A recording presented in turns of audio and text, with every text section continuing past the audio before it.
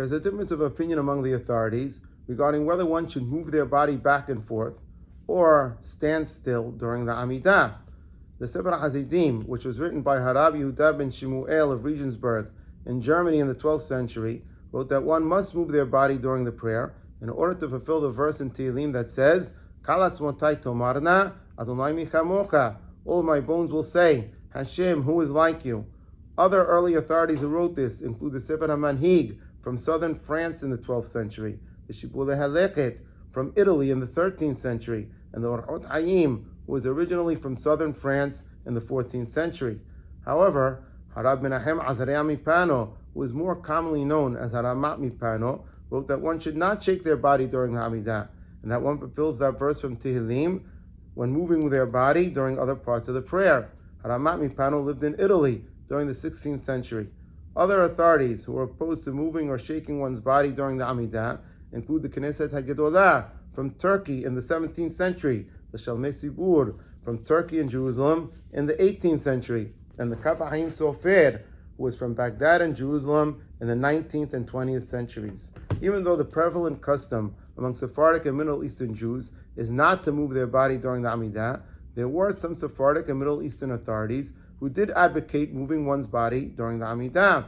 including Harab Yitzhak Abu Hab in his famous work Menorat HaMa'or, which he compiled in Spain in the 14th century. The Mahri Qas, a chief rabbi in Egypt in the 16th century, wrote that it's good to shake one's body when praying without differentiating between the Amidah and other parts of the prayers. And the Pri Hadash, who lived in Italy and Jerusalem in the 17th century, specified that one may even move their body during the Amidah. Interestingly, the Haidah wrote in his book Mahazik Beracha that one may follow either opinion, to move one's body or to stand still, but he concluded that it's preferable not to move during the Amidah, since you should stand like you are standing before a king.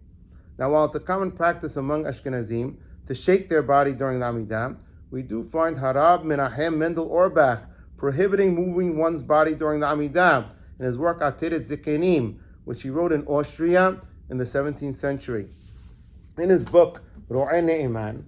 Hakam Yitzhak Shahebar quoted Shalmei Sibur, who wrote that moving during the Amidah detracts from one's concentration, and that standing still makes it easier to concentrate. But the Pri Megadim, who lived in Ukraine in the 18th century, and the Petah HaDebir, who lived in Turkey in the 19th century, both wrote that some concentrate better on the Amidah when they move their body back and forth, while others concentrate better if they stand still. And therefore, each person should pray in a manner that enhances their concentration.